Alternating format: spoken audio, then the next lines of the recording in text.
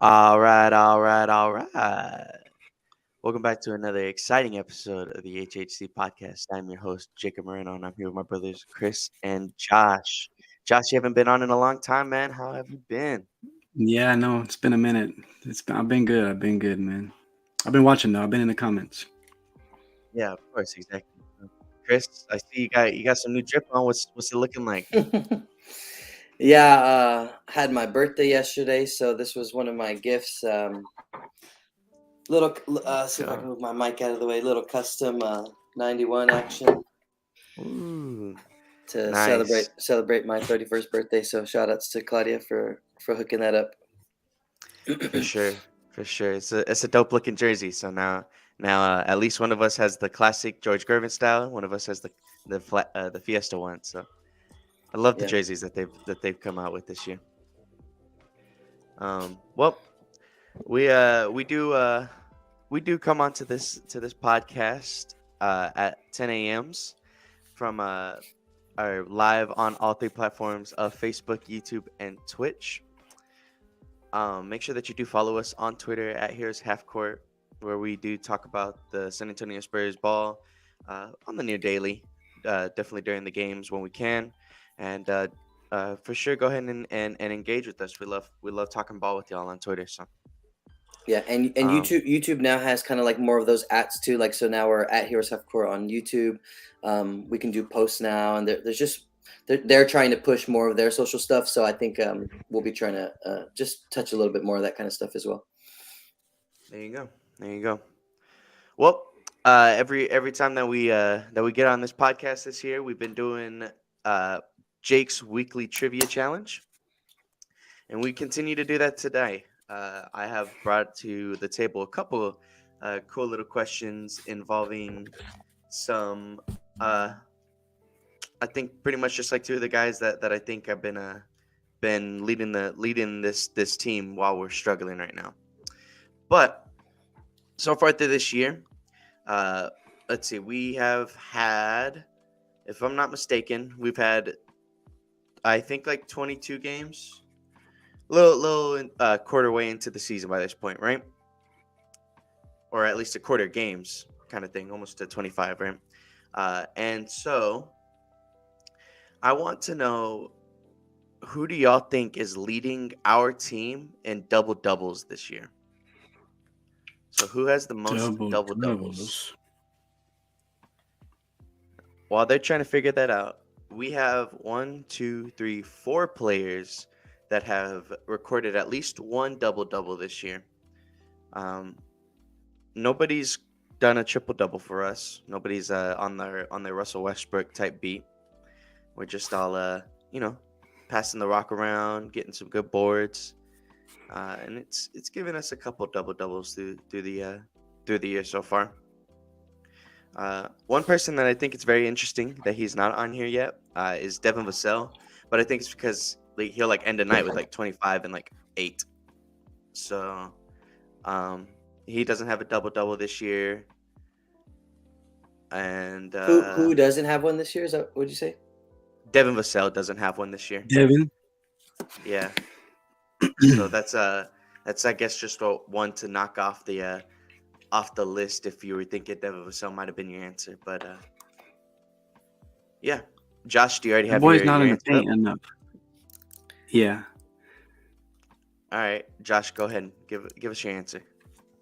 Well, you know, I don't know if you could see. Oh, I went away. I would. The screen went away. Yuck. There you go. That boy Yak. All right, and Chris, who do you got? Yeah, that was my Let's go to guess. Mr. Yak. Yes, it is indeed Jakob. He is the one that is leading us in double doubles. Now, through the 20 games that Jakob has played, how many double doubles does he have? He's only played 20 games. I'm gonna. So, yeah, Jakob's only played 20 games. How many double doubles does he have? Behind Jakob is Keldon, who has 2, Trey, who has 2, and Josh Richardson, who has 1. So, I know I have a lot of guys getting double doubles. It's not happening all the time, but it's definitely something keep an eye out on, especially with Yacht, because them 10 points, 10 boards can kind of come pretty quickly. So, all right, Chris, what's your how many double doubles do you think he's got? 9. Okay. Oh, Okay. you Josh? sucker. Oh man, 9. y'all just think alike.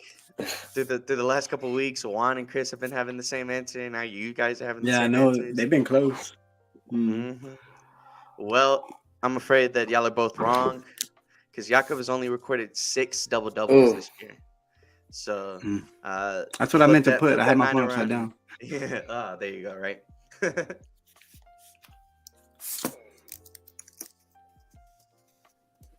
Excuse me.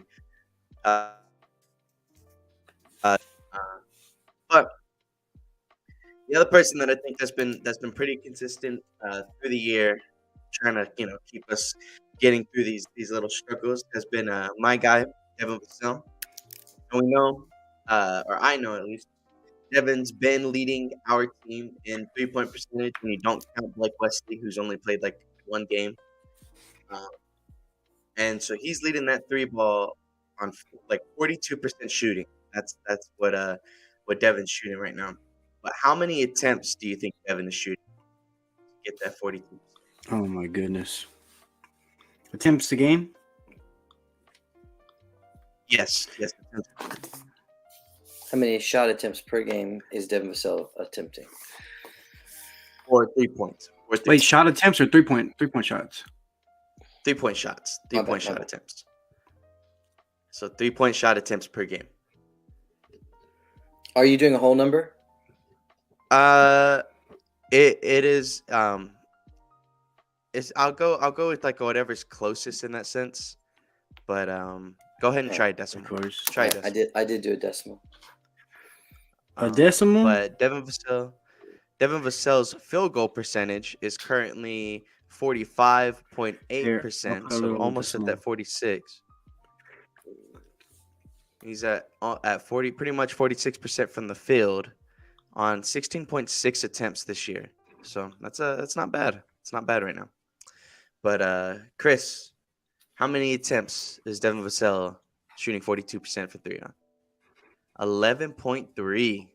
Okay. Oh my goodness. Josh? If Chris is close, like I'm benching Devin. 7.3. 7. All right. Yeah. Chris, that was pretty outlandish. I'm not gonna lie with you. 11 attempts a game is crazy. 11 3-point attempts per game. I feel like is not. I don't know. I feel like I've been seeing many games where we're shooting more than that. Maybe not every game, but just like different players throughout the season, I feel like are shooting 12 to 15. That's why I went 11. I feel like I was under.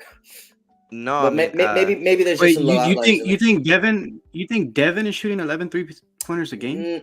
I honestly haven't been looking at the numbers, and I just feels like everybody is free flowing and letting them fly. Like there's I just don't feel like there's any hesitation. So it was just a guess, to be honest.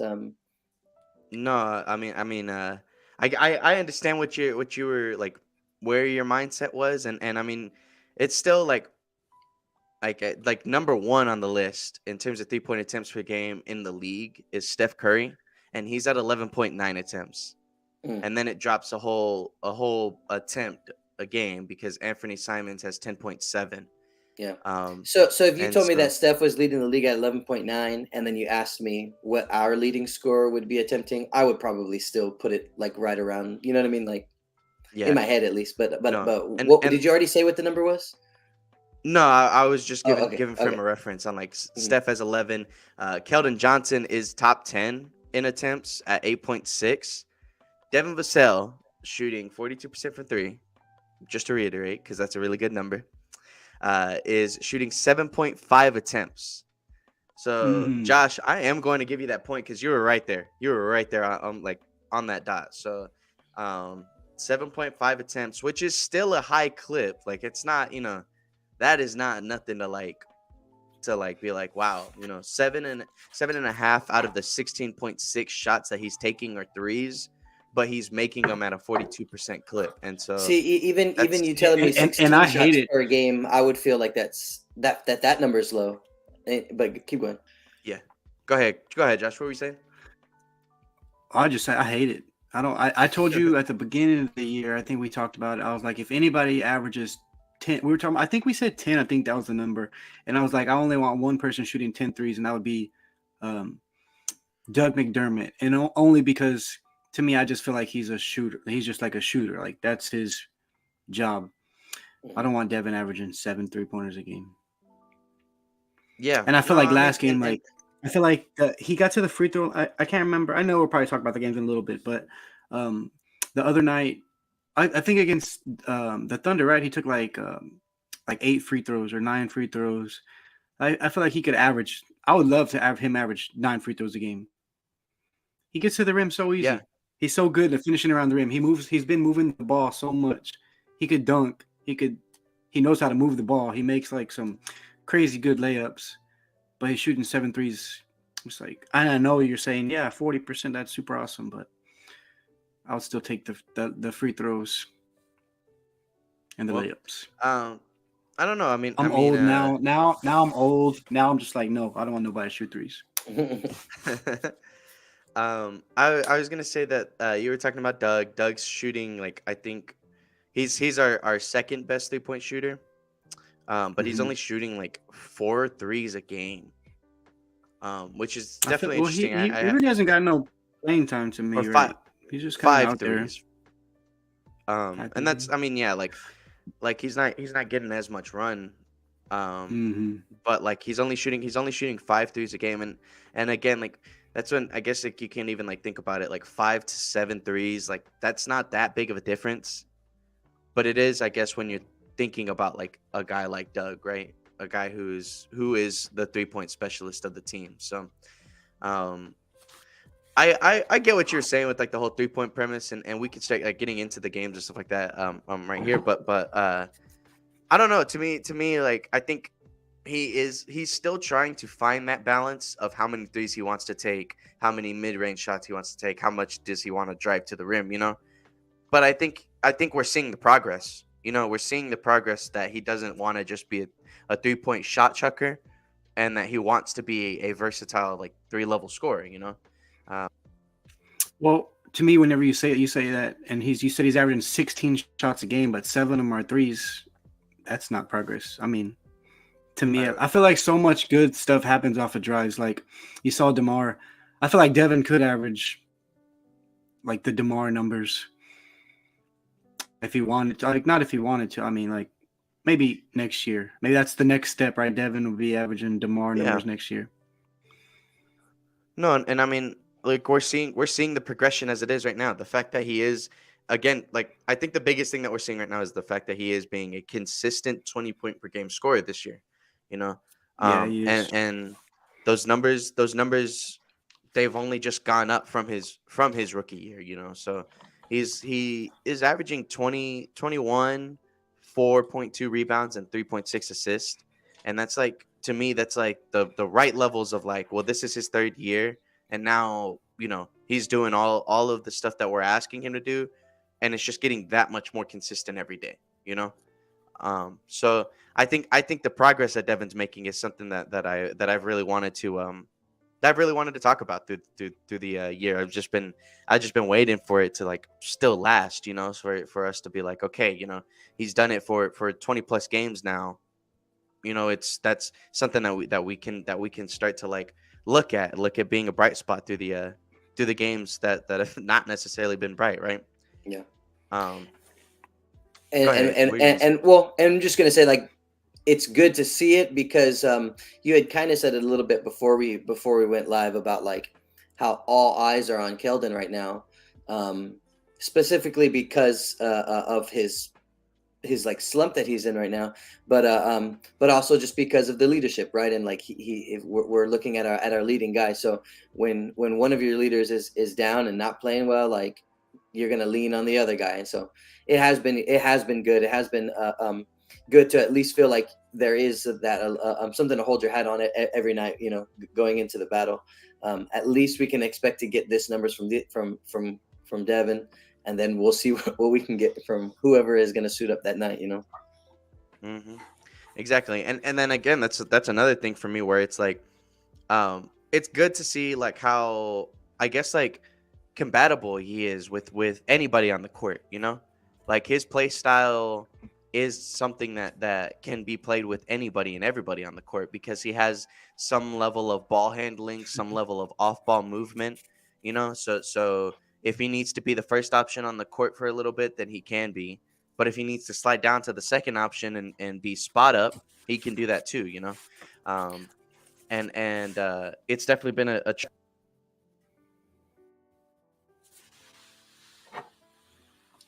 I think Jake's mic cut out a little bit. I'm having some mic problems. Go ahead. I think I can hear you now. Go ahead.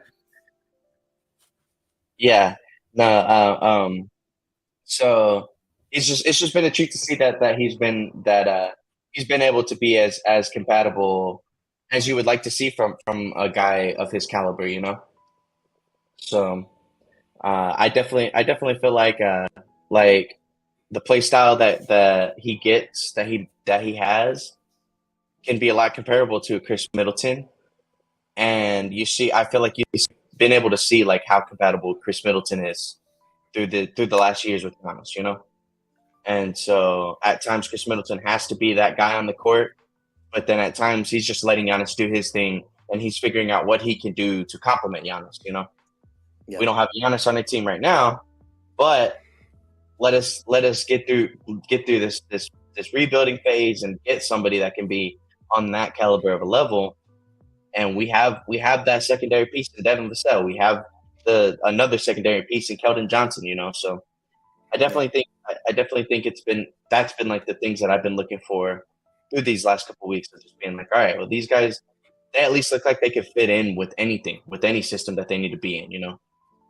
So that's definitely been something that I've been excited to see, right?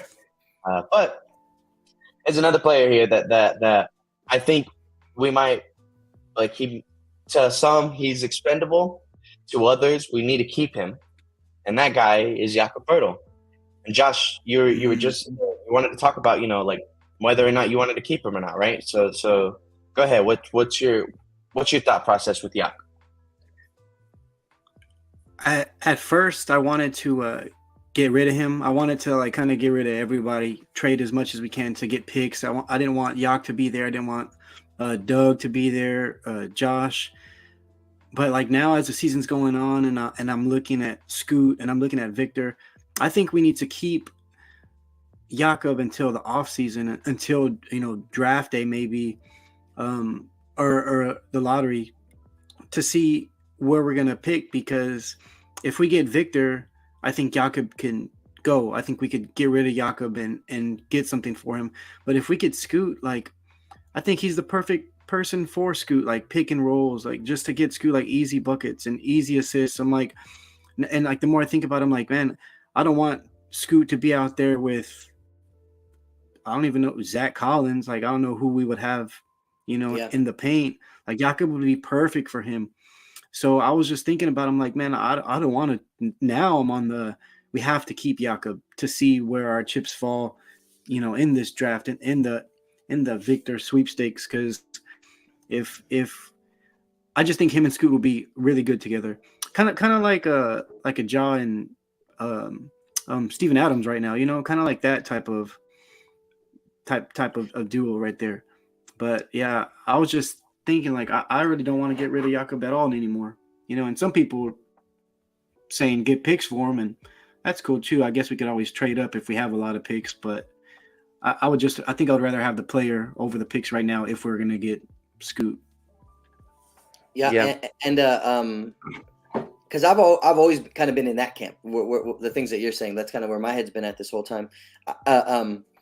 Even if you well, really it comes down to like, if you're gonna get Victor, then he's expendable. That just means that he's very valuable. If you're kind of saying that like anybody not named Victor, you know what I mean? I mean, maybe there's another. I'm just saying for the position, just because it's the center.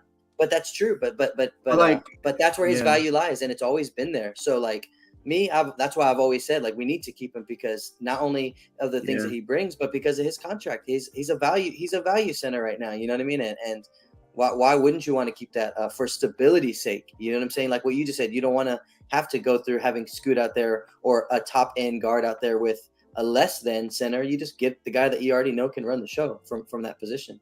Mm-hmm. Yeah, I think the context to be put there though is that like Jakob's on his last year, the last year of his deal.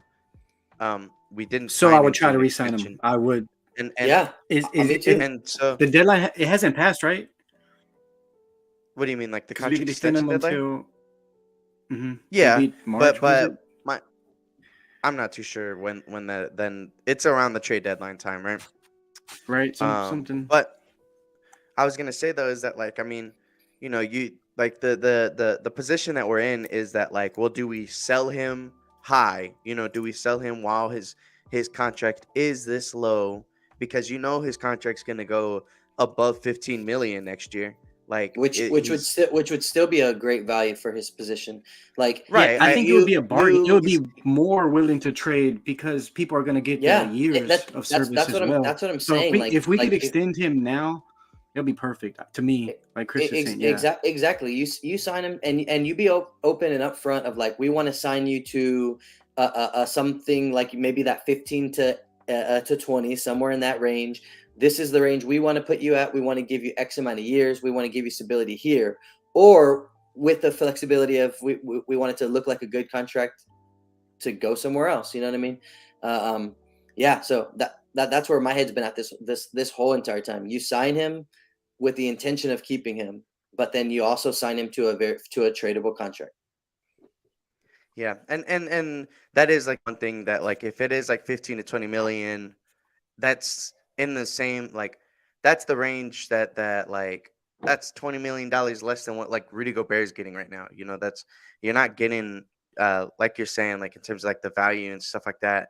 It And does make the Rudy's contract pretty expendable because the best centers in the league right now have those big old max contracts, and then Jakob's in that second tier making 20 million less, and that's like that's not a bad drop off. That is Yeah. not a bad drop off at all. So it's definitely one thing where I think I am in agreement in that. I was just trying to bring like a little bit of like I guess debate to it of like I understand what they're saying when it comes to like if the price is right, because imagine if some team does come up to you and they're like, we'll give you. I mean, like just imagine if the Warriors really did like want to give us James Wiseman and a first round pick or 2 first round picks for Jakob, that like to me that's a pretty solid deal because that's still giving us another piece to like start to build up, to start to see if he can be something in the league, and then that guy was a former number 2 pick,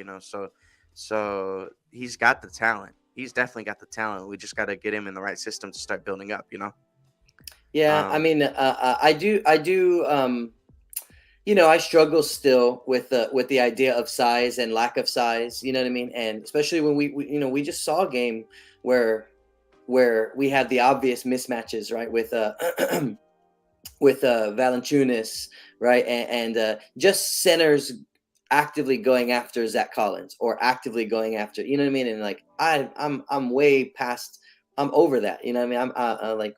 We don't need to be that mismatched from a size point of view where it can just happen like that at any given moment. So that another reason why I want to hang on to Yak, you know what I'm saying? Like I never want to lose size at your starting center position. That's like your last line of defense. And if your last line of defense, people are licking their chops at it, then you're in trouble, man. Yeah, I get what you mean, but I think Charles is going to be good for us backup wise next year. Like you, Chris, I know we were talking about. You say like he's really slow, but I think he'll get better like as the season goes on into the off season if he stays with us. I like Charles as our backup over Zach and I was just thinking like more of an observation of like the way he moves on the court, not like in a negative way, like, man, he is so slow, he can't do anything out there. It's just like his pace. It's like real slow. And then he'll I don't know, maybe it's a little bit of that Tim Duncan, like old man, like how he would block where it was more, his body wasn't moving, but his eyes were moving. Yeah. You know what I mean? He's good too. Like he has good like instincts too around the rim. I think he just gets like winded. Like it's all like I thought you meant like yeah he's good for 5 like in spurts. You know how you used to say like Drew Eubanks was good for 5 minutes and then sit his ass down. Like I thought that's what you were going with that. Like, no, just more like his body moves slow, and then it's like boom, he'll make a swipe, or he'll make something that's kind of more that's quick. But yeah, everything leading up to that. Right. I mean, it feels like he's like going slow, boom, here it comes. No, I mean, but I like. I don't know. Charles is good. I've been liking Charles. It's definitely been a good change of pace from the usual backup centers that we've had. Because even Jock last year was more of the spacing center, the not as like athletic as like Bassi is and stuff like that. So it's definitely been nice to see somebody out there that's like to me like a true rim runner type of center, right? And so I honestly, just on the topic of Bassi, like I 100% am down to like try to build him up, try to let him, see what the system could be like, and give that man an opportunity to take a backup center role next year for us, Yeah. And he's young, he fits the timeline. It's still everything still works out with that kind of stuff. So it's always nice to see that, and then I mean, like Chris, you're talking about like just like the woes of not having the big man and stuff like that. And it's like one of those things where it's like, well, man, I mean, at the end of the day, we're rebuilding, right? At the end of the day, we are gonna eventually like move on from something, right? So if we are gonna move on from the big man position that we're working with right now, why not do it right now while we already are at like the low point, And my word to that would just be like, again, if you're hoping to replace a guy like Yak with something better, that's one thing, right? But like again, like what are the chances of us doing that? It's kind of small, right? So 14%. That's why I would bank on or my path would be to keep him, because just the odds are you're not going to get the guy that you want to replace him with that's going to be better. And so it's like if next year we're trying to make and I don't really know what the Spurs front office's thought process is on for next year. Like how competitive do they want us to be, or do they think we're going to be, and all that, right?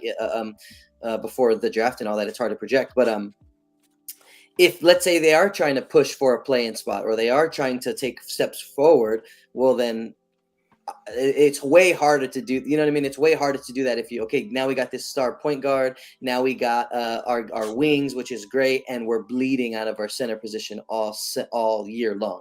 You know what I mean? Like it's just gonna be tough. So I would err on the side of try to keep him, and then you go see where the chips fall after. But I just that for me, the center position and size at the center position is so important for a functioning offense. We already have a guy who's on a good contract, makes good decisions for us, has the size.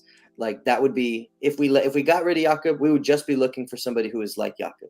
So that in my head. I think I get what you mean, and for sure on the sense of like I would rather err on the you need to make sure that you have the replacement before you even want to replace the guy, right? Yeah. Or just an idea of I mean I'm okay with like what you said, if they come knocking, if the Warriors come knocking and said Wiseman and some picks for Jakob, I'm okay to make that trade. Like what for the reason you just said of like, well, we're already kind of tanking. Let's see what we have in a guy like Wiseman, and then we'll maybe try to use Wiseman and some of those picks to find a replacement that's better than Wiseman, and then we'll figure out the solution at that point. Like I'm cool with that too, because I would like to see we asked for an athletic center 3 or 4 years ago. You know what I mean? In many different iterations or with different names floating around the draft time. So I would be cool to see, what does the Spurs look like with an athletic 5, but I also just understand I highly value what Jakob is to our team right now. So I would my number one would still be to hang on to him, but there are there's some situations, you know what I mean, where I'd be down to let him go, and let's see where we look like after that. For sure. Well, we've hit on our point with Devin Vassell. We've hit our point with Jakob Poeltl. I think there's only one more person for us to talk about. That is Keldon Johnson. He's been in a slump for like what, the last like 12, 13 games, Like right? I feel like it's literally the losing streak.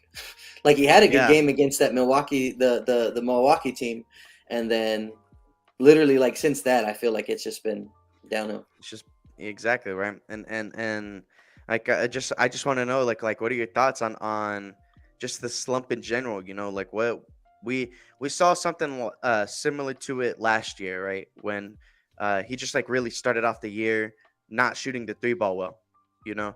And we're like, wow, you know that. Well, then this is it. This is it for Keldon Johnson. He's not gonna really like take that next step, and that's fine because he was a 29th pick.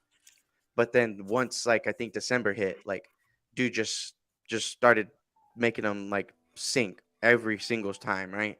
And I think the one thing that was going through with that was that we had DeJounte Murray, right? We had somebody to like be like, well, this guy's getting near triple doubles every night, you know. And while we do have Devin Vassell with like 20 points, we're still not getting those W's, right? We're still not finding those ways to like get wins. And so like how do we start to compensate for Keldon Johnson, you know, having these kind of I guess like fall season slumps. That's what I'm gonna start calling it for him. See, and that's what I said. It has to be Devin, and I don't. That's why I don't want him shooting three. You said like you talked about his playmaking. I think Devin has good playmaking skills, or he could like break people down. He can go at you one on one, and I think he has to do that. But he has to do that for other people. He has to attack the rim, and then maybe like make other people better, and that's gonna make Devin a way better player once he starts doing that. Like, because Trey Jones, to me, like you give him the ball and he can run the offense and he doesn't make mistakes, but he's not going to break his guy down just like DeJounte did. He's not going to break his guy down, get to the middle of the paint, and then make a play for somebody else. Like, he just doesn't do that. I don't think that's just his game. He's not doing that. Like, I think Devin can. I think Devin can take a guy one-on-one, get somewhere, create a double team, and then somebody's going to be wide open. I think Devin needs to help. I don't know if he just needs to help Keldon, but I think he needs to. I think once Devin learns that, it's going to make. Maybe he can set Keldon up. I don't know. Maybe. Well, it'll make the nights where Keldon's not shooting as well. It'll make him not hurt as much. You know what I mean? Because it'll lead to production from other people. To me, like, I'm not going to say I did not believe in Devin, but I know we're talking about Keldon, and I'm just kind of went straight to Devin, but like after watching the season and after watching everything, I feel like Devin can be DeMar. What DeMar was for us. Like he's shooting the ball. Obviously, DeMar never shot the three ball, and he's shooting at a good and I feel like DeMar made everybody better. So I think Devin can make Keldon like better. I think Devin can make Keldon like. I don't know. I like them together. I just wish that Devin would make some plays for Keldon. If that makes sense. Like it's like makes sense to me in my head, but maybe it sounds weird coming out. But I feel like Devin can be the one to help KJ get out of this slump. There you go. I 100% understand what you're saying because yeah, like through DeMar's like second and third year with us, it was a thing where like it was literally like you would say it would DeMar those 2 years, and then you saw with DeJounte the next year. Just like you're saying, you break down your guy, and everybody knows that you can score, that you can get to the paint, he can shoot the mid-range. In Devin's case, he can shoot the mid-range, he can shoot the three ball. So then they have to kind of close in on you a little bit more, which makes you have to like find other players, And because Keldon right now during his slump, he's taking dumb shots sometimes. He gets the ball and like does some jab steps at 3-point, and then he'll take the three. And Keldon, he's not making them. Obviously, he's not making them at all. And he's back to shooting them damn shots that hit the rafters, rainbow and threes. come down like, yeah.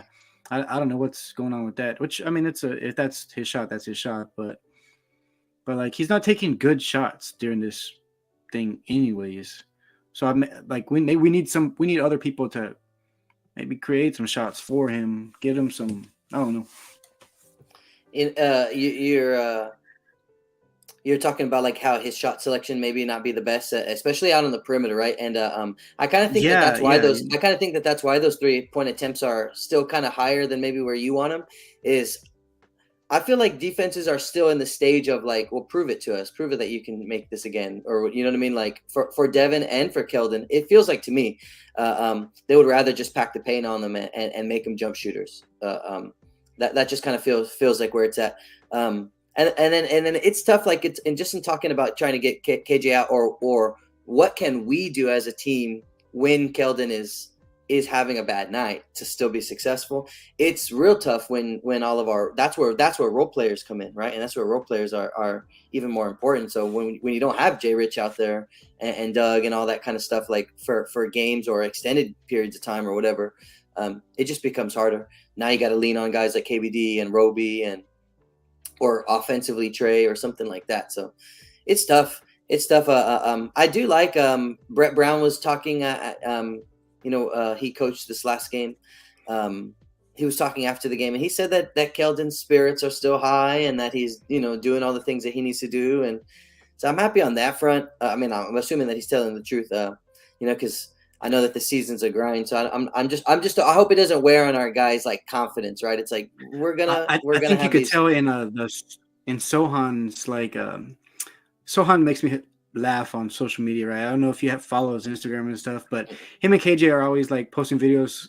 Like you're saying that KJ spirits are high, and I think that's not fault. I think it's true because they be joking on social media. They be making me laugh together. Jeremy and Keldon, So I do think his spirits are high, and he's just in a shooting slump. And it's it helps at least on my front, from my point of view to kind of ease my mind about the whole thing anyway too. But just like, okay, if their head's in the right place, our goals are trying to develop and make as many like right basketball decisions as we can on the court. You know what I mean? Be as decisive as we can, like all that kind of stuff. Like it's coming. It's just the shot, man. You know what I mean? And there's some shots that he takes that will go like 75% of the way in and then bounce out. So it's tough to watch, and you feel bad for him. But I mean, you just gotta. He did it last year. He came out the slump last year. So I mean, he can. Yeah. Mm-hmm. And did you see Devin talk back to a fan on his Instagram? Yeah, like to get out of here with that negative energy. Yeah, somebody was hating on Keldon's. They were hating on Keldon's slump. Talk like I don't know what they said. They said something about Keldon shooting, right? And Devin clapped back on him. I think it was on the Spurs post.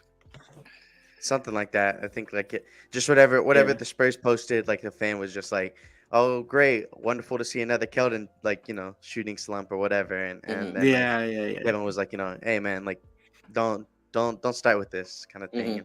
And it is for even sure that and DeJounte too. DeJounte was in that same thread, and so DeJounte commented after, and he's like, he told Devin something like, he's like, yeah, something about the fans. He's like, don't worry about like the fake fans, And Devin replied to him. I saw their little, but it was cool, At least DeJounte's still keeping up with our guys too. I know they're always homies. Mm-hmm. No, I'm sure. I'm sure there's still love between the players and DeJounte and Pop and DeJounte, Sure. Whatever like the little things might be, that made DeJounte make those comments through the summer, obviously we don't know like what was happening in the organization or whatever for DeJounte to like say some of the stuff that he did, but at least like there's not going to be a lot of bad blood throughout the entire organization. It's not like he's a Spurs hater now. So, but yeah, no, and just to bring it back to KJ, yeah, like it happened last year. We saw the slump last year, and we saw that he was able to get out of it. So it could be the same thing. But then to me, it's one point where I'm like, okay, well then, are we really going to be like, is he going to be this player where he is going to have these like slumps going like followed by this like whatever play, right? Like whether or not like he goes back to the 20 point per game score he is, or if it's like just pretty much just the Keldon Johnson of before kind of stuff. Like, are we really gonna see slumps every year? Like it, or is he gonna start to build up that consistency to where he is consistently going to be 20 point per game? Yeah, and the context is different. You know what I mean? Like his slump last year as a support player or like the second or third in line versus this year where it's like you're the number one or you're 1A and 1B, like, so next year, who knows? Next year he might be back into that supporting role depending on where the draft goes or any of that kind of stuff. So it's different. I mean, he's actually seeing double teams now. Especially was the New Orleans game, man. They were doubling him hardcore.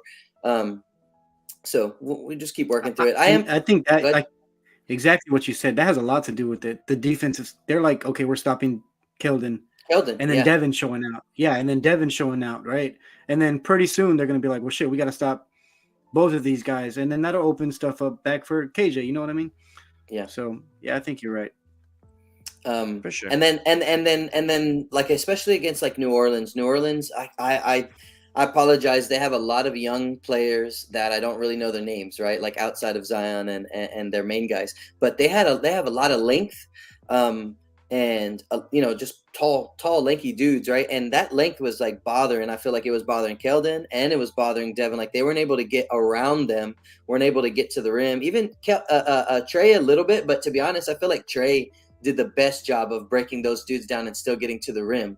Where so I don't know. It's probably just a combination of all those things. Can't get around them. All right, got to start taking these jump shots. You know what I mean, or whatever. Yeah, Zion's a bully, right? You watch that game? He bullied everybody. I love it. I love it. Like I had said it before. It's like no matter if he got anybody on him in the post, it was like a mismatch. I think he like bodied Devin and like layup. He bodied everybody layup. Like it's ridiculous. And I had said it last. I had said it last year about Cat. I almost said Cat Williams again. My God. I said it last year about Cat because there was that one time, when Cat went off for 50, I think, and he was very adamant, right? Give me the ball. If there's a mismatch, he would take you within a second. He was exploiting it. And I enjoy watching those things because that is the head coach and the front office and the people who make decisions of who plays and who's on the team. They have to swallow those pills of watching your players get bullied on the court. You know what I mean? And it's not as easy as saying, we'll just draft somebody or just sign somebody who can stop Zion. I understand that that's a trouble and that's a tough thing for everybody. But like, again, going back to the size thing, right? Going back to prioritizing where you're weak. And so I love seeing that kind of stuff. It's like, no, you're weak right here. And I'm just going to show you that you're weak right here. Yeah. And I wish we would do that. I wish we could get any of our wings, like when they're playing Jose, like, and I know he's out there wrecking havoc on defense, but I wish we would make him look dumb. Make him look dumb 2 times in a row, 3 times in a row. Put his ass in the post. Like I wish KJ would have posted him up, or Devin, or whoever. Like I mean, it's tough because most of those teams, like all the good teams, have size though. Again, like you know what I mean. Like you're gonna post up Alvarado, and then here comes Valanciunas to go back him up. You know what I mean, or whatever. So. Yeah, but that's when our guys need to pass out of it, like, and then they're just lost on defense because like they're covering. Like that's what you do. As soon as they come and help, then somebody's wide open. Then it's up to your guys to find that dude. But and a guy like Alvarado, we don't attack that enough. I agree. I'll say that we might, even if we do attack it, like we're not the best 3-point shooting team in the league at all. We started off really hot. It doesn't have to be a 3-point shot. It does not have to be a 3-point shot. Well, no, but I'm just saying, you get people running to the rim. Just people the run to the rim. spacing of our spot up guys. The spacing of our spot up guys has just not been good this year. Like our spot up shooting doesn't matter when you get an open look. Nobody's making a shot right now. So that's like a thing where it's like, because like like if let's just say we had Jakob in the game, obviously he was hurt, so it doesn't really like matter to that point. But like, let's just say we have Jakob in the game, and you're saying like what you got, right? You got a KJ versus Jose Alvarado post up, but Jonas is like coming down to like help. I said KJ. I said KJ because that's who played. So if you have Jakob in the game, you're making Jakob. I mean, your goal is to get Jakob on Alvarado in the post. That's your goal. If he's in the game, okay, and you have KJ out there, and then if KJ misses the wide open 3, then we're gonna live with that. You're gonna live with Keldon Johnson shooting that 3. obviously you don't Yeah. want to get Jakob in the corner, and then he's or just standing there. you try to get a moment where Valanciunas is just a few feet out of the paint, and now let me try to break him down and get then all the way Jakob to has the a rim. pop shot, or Yeah. or whatever. Like, or if they're not going to help at all, then obviously you punish them, You just whoever's take down it, there. right? No, I know what you mean, right? Yeah, you just Yeah, take it, exactly. and then if you miss the layup, like even if you miss the layup, that's a high percentage shot, and then you got to live with the results. Mm-hmm. No, and I think again, I think it just comes down to the point of what I was saying of like it's just the spot up shooting. Like when your spacing's not that good right now, then it makes it harder for you to be able to like to want to go to that kind of stuff to where it's like yeah you want to attract the double teams and things like that, but two like again and shoot we're talking about that like Jeremy Sohan's not a 3-point shooter either, right? Like I'm just saying that there's like a bunch of guys on this team that like there's like sure we can be versatile in our scoring, but when the 3-point shot's not falling for most of the guys, it makes it that much harder for you to be able to get that kind of like running offense, you know? It's not gonna be as successful as you'd want it to be just because like none of the guys are gonna be able to be able to like you're gonna be able to throw it out to Jeremy Sohan, who's gonna like be wide open on the three, but you know that shot's not gonna go down. So then if he tries to do something else with it, Well, But like I said, I don't like people shooting threes, and then Juan tells me analytically that's what you're supposed to do. You know, if you take 10 threes, you know that's better than 10 twos. Like that's what he tells me. So if I'm gonna have Jeremy taking 10 wide open threes a game, then that's what you want, right? yeah, I mean you got a fair point there, but I don't know. I think I'm just saying that I think that like I don't know if that's like the way that like trying to find mismatches and stuff like that. I don't know if that's like gonna be the answer to trying to fix the offense as of right now, you know? I mean, and really, like he was just saying, finding the mismatch is just the initiator. You know what I mean? Yeah, no, I get that. Let's learn how to swing the ball and then take a better 3-point. You know what I mean, or something. For sure. When you For sure. when you exploit the mismatch, good things happen all over the place. Then their defense is Yeah. scrambling. So you don't. It's not just one mismatch, and then I'm gonna throw one pass, and then we're taking that wide open shot. But if I get the ball, yeah, like Chris said, you swing it a couple times. I mean, you know, the way San Antonio. I mean, they're the Spurs. I mean, we watched it in 2014. Like, I'm assuming that we still have that mindset as an organization, just to move the ball. You know what I mean? We'll make good plays happen. For sure. No, I get what you mean there. Well, as we wrap up, like, is there anything through the last couple of weeks that's like been like just has caught your attention? Is there anything that you want to bring up through just how the Spurs have been Chris playing? is on the Kata Bates Diop. Like, dude, I don't know. I like that guy. This season, I guess like watching this season is so different because I'm just watching everybody. I'm like kind of just picking everybody's game apart. And I'm like, dude, I like Kata Bates Diop, man. That guy's everywhere all the time. You know how you're saying it's not his play. It's just like he's the odd man out, and I would not rather play him ever. And I'm just like, I want him out there all the time now. Yeah, like in a season where you're so inconsistent with your lineups and there's no expectation to win games, sure, throw Kata Bates out there. Like, but he's making like good plays. He's finishing good around the rim. Like he knows. Like going forward, like if I would take him like going forward. Like I would take him over Roby.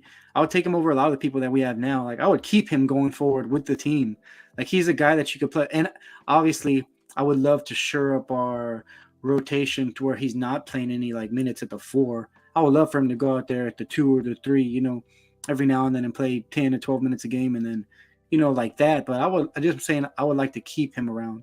I like him as a player on our squad. And I feel like he kind of has to be a backup 4, and that's where he starts to feel like an odd man out. When it comes to a guy like Roby, I feel like there's more to him that we haven't seen yet. You know what I mean? And so that's why it's just like, well, I would rather throw him out there and let's try to see it. You know what I mean? But no, I agree with you, and I think Juan would say the same thing, right?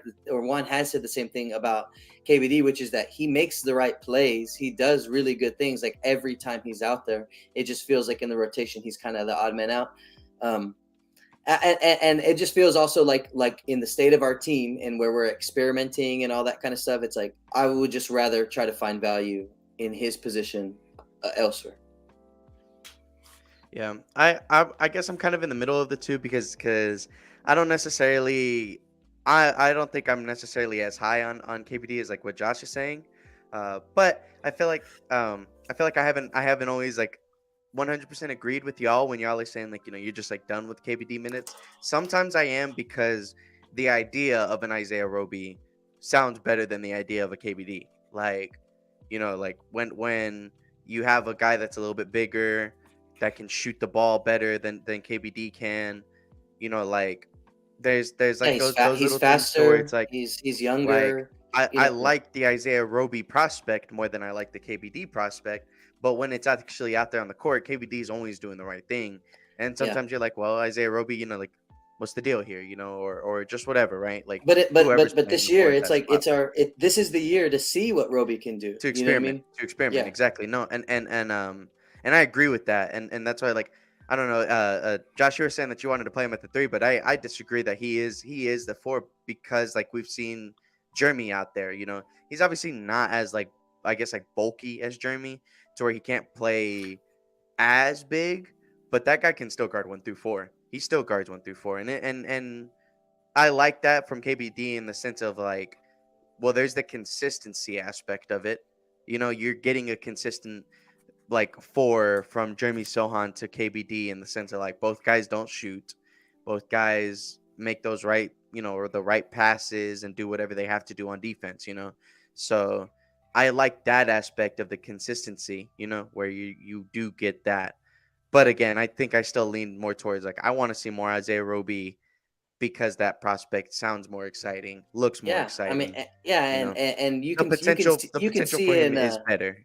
yeah, you can see in a situation where you're not necessarily have to rely on Roby, but you can feel comfortable with the ball swinging to his hands and him taking a 3-point in a situation, making certain drives to the basket. Like KBD with the ball in his hands is my least favorite part of KBD, and I don't want to feel like that about anybody. You know what I'm saying? So that's where it's like. But I think that's okay. I think because I say the same thing about Josh Richardson. When Josh Richardson has the ball in his hands and he's bringing the ball up the court, I'd rather just give the ball to the other damn team already. Like, Yeah, but no. nothing that KBD does is going to be as high as like what a great night for KBD is not going to be the same as a great night for Richardson, right? Like offensively or something like that, a great shooting night from Richardson will be like I don't know, it'll man. lead I it'll still lead remember you it'll lead you to a win the on a Kid certain night. Lakers game is like I want somebody else to do that. Nobody is Well, matching KBD's Lakers. what are you referring to? He had like a good scoring night, or what are you saying? Last year KBD went 100% from the field and scored 30 on the Lakers. Did Anthony So, Davis like, play? I have no idea. I have Yes. no idea who was out there or Right? anything, but I'm pretty sure it was LeBron didn't play, right? it might have been LeBron.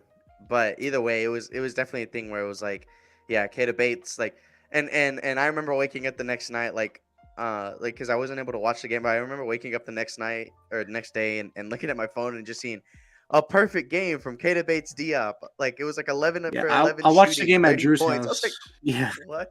Yeah, well, sure. If And Kata he was Bates like, wants who to the fuck shoot is this guy? He was so mad.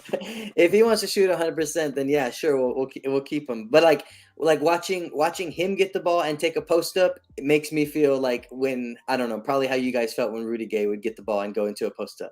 You know what I mean? Like where it's just like, what are we doing here? Like, why is this an option for us right now? Get out of the get. Yeah, Get, see, tell him to pass the ball. that's my thing. It should not be an option, but like whenever I like him moving around, like running around. I don't think Kata Bates Diop to me is a guy that could go out there and score without having any plays drawn up for him.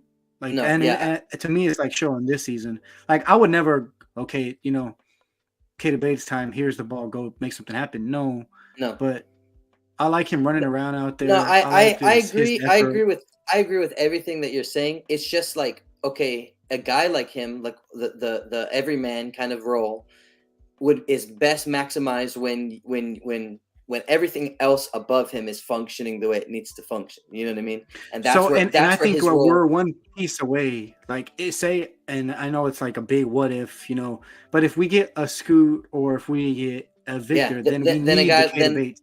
So yeah, then that's when and I don't want a Roby especially to experiment. I because want the Kata Bates. especially because at that point next year, Kata Bates will now have been with us for another year, and there's more consistency and more. Yeah, I get all of that, and maybe So that's what I'm saying. Like moving forward, like like this off season is like huge. Like I thought it was last year because I wanted to get up and I wanted to draft a Chet or I wanted to draft a Paolo like to team up with DeJounte. But like moving forward, obviously we're not going to have DJ. Now it's to DJ and KJ and Devin. Like it's their team now. We just need the third piece. Last year I thought it was going to be Primo and DJ, and then whoever we were gonna get, but how quickly things change, huh? Yeah, for sure. Mm-hmm. No, and just like you're saying, which last season was a big.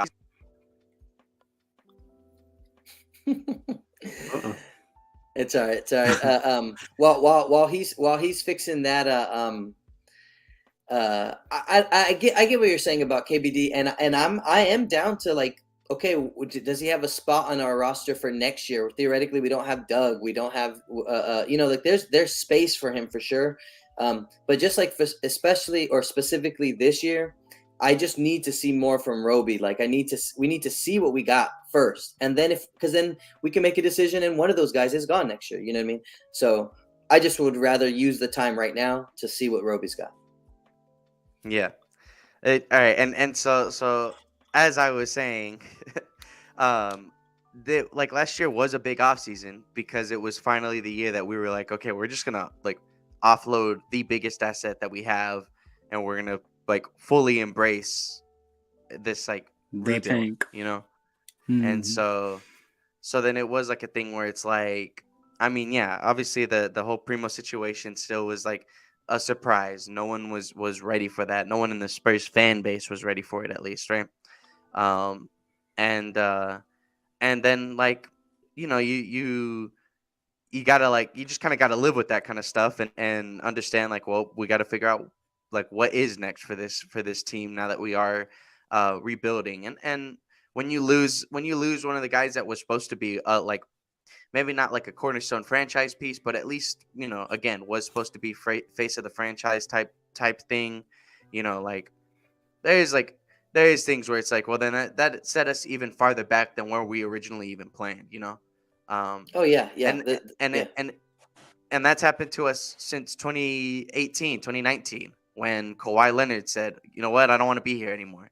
And we were just like, oh, what the heck, so now we get sent back. Now we have to try to see what we want to do. I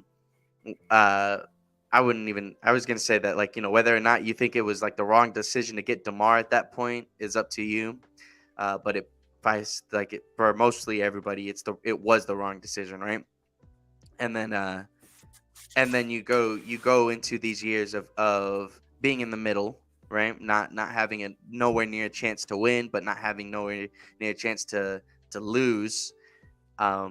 Your situations have changed like from year to year, and I think the only time that we had consistency was when we had DeMar DeRozan and LaMarcus Aldridge for 2 years, 2.5 years really, and then now here we are, right? Here we are. Our rosters are constantly like changing up. The bottoms of the rosters are changing up because we're trying to figure it out. We're trying to get things in this rebuilding situation like situated, right? So I do agree with you though that like in a sense every offseason's big because we'll see what the next move is going to be for us. Because if we get the number one pick, then yeah, it's a huge opportunity. Now we can see what we can do to move forward with the team.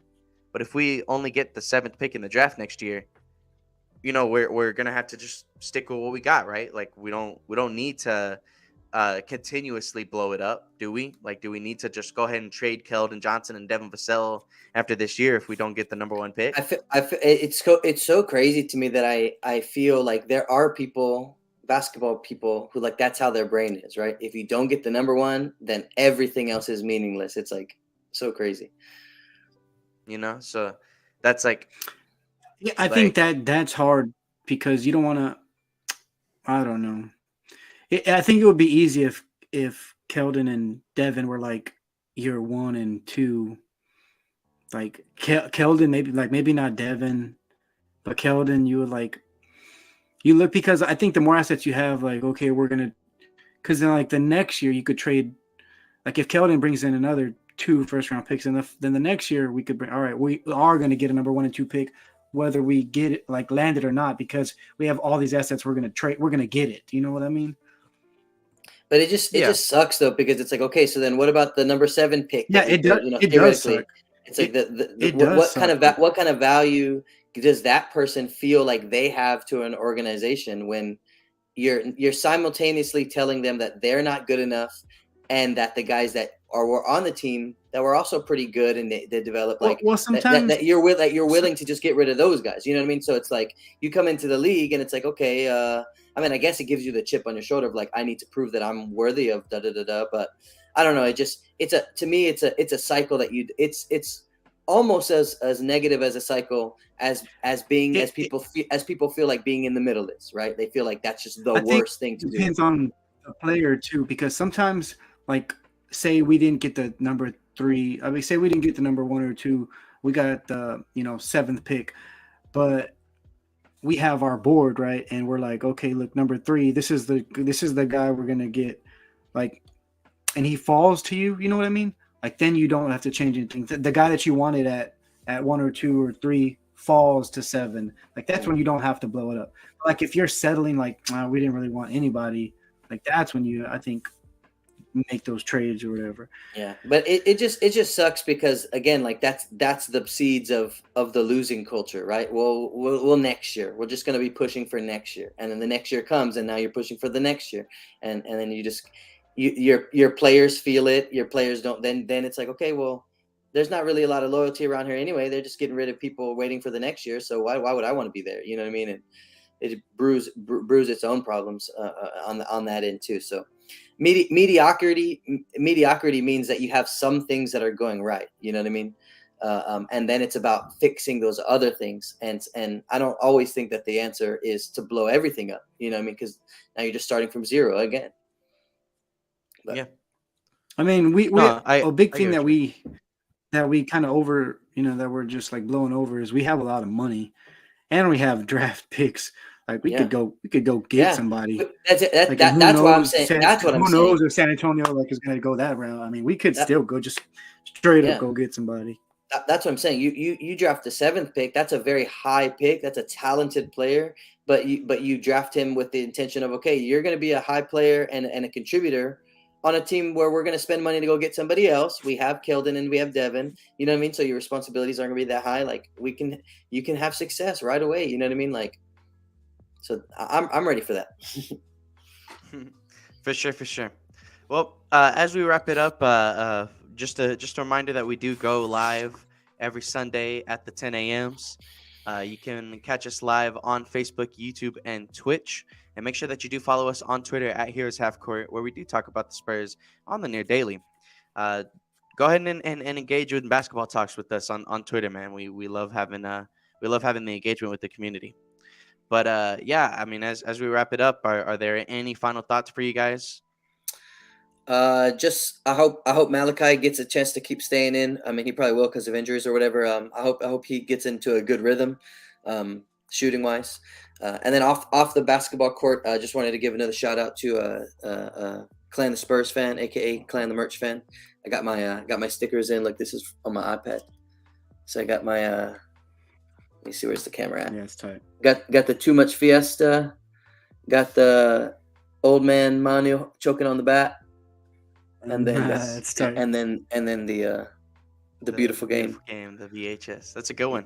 Yeah. I got one more, but I haven't. I don't know where I'm gonna stick it yet because I'm running out of room on my iPad. But it's just more of a San Antonio. That's a good one too. Landscape. Yeah. So shout out. Those came in like a couple days ago. So. For sure. And Josh, do you have anything? No. Last year, Anthony Davis did not play that Kata Bates D-up game. It was LeBron played. I knew one of them was out. LeBron played and he had 36, and Kata led us with 30. It was Kata, Derek White, and Lonnie, 30, 23, and 21, Wow. and we beat them. That's it. Exactly. That's what's now, up. And, That's and what's now up. we get Lonnie lighting us up for 3 times in a row or whatever. Okay, then, man. Yeah. Well, yeah. I don't think I really have anything else to add to it, man. So we're looking to see if our guys can try to get a win. We got Phoenix. To, We got Phoenix today. We got Houston. Yeah, here we in a got little Hu- bit. Here in a little bit. Houston. We got So- Houston coming so- up. So that's the winnable one probably for the week, right? Is Houston. Miami's been playing pretty well. And then obviously Well, Phoenix. isn't top Houston of just the- coming top off a of the big conference. win? Who did they just beat? I think so, actually. Atlanta. Yeah, They made a Yeah, I know comeback they beat against Atlanta, Atlanta after DeJounte Murray was tapping heads. Freaking crazy, man. That guy, hey man, he's why you been always talking on that nasty talk on this show? he's been on something through his time in Atlanta so far. He's been good. It's been enjoyable to see DeJounte play with Trae Young, but Magic City man. got that boy acting up, huh? So actually, they did beat Atlanta on the 25th of November. I thought But it was then- somebody else, like Yeah, a high so- Phoenix. yeah, Was it Phoenix? Phoenix. They beat Phoenix by 1 on Friday. Yeah, see, I knew they just beat somebody like high. I remember seeing it. Yeah, so Right. Yeah, everybody Yeah, is. so yeah, they're on- everybody's they're playing on well it. compared to Mm-hmm. that's You said right. That's Juan just facts. put that out there. It is true Mhm. right now. It is true. So we'll see. We have an early game against Phoenix today, which will be exciting because that means I get to watch my Spurs and historically. then I get to watch my These Cowboys. are the games that we get like smashed. I hate the early Yeah, but Sunday. this Remember we is- used to play at noon on Sundays, and we would always Yeah. get killed. This is a I used to different think Spurs. I used to think it was just because we were old, right? It's like, dang man, we don't get no time to wake up, warm our bodies up and stuff. But these young guys, they better just wake up and play. Mm-hmm.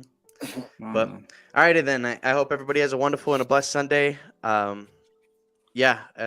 Be sure on the lookout for just our talks through the week on Spurs basketball. But with that being said, we are out. Right. Peace.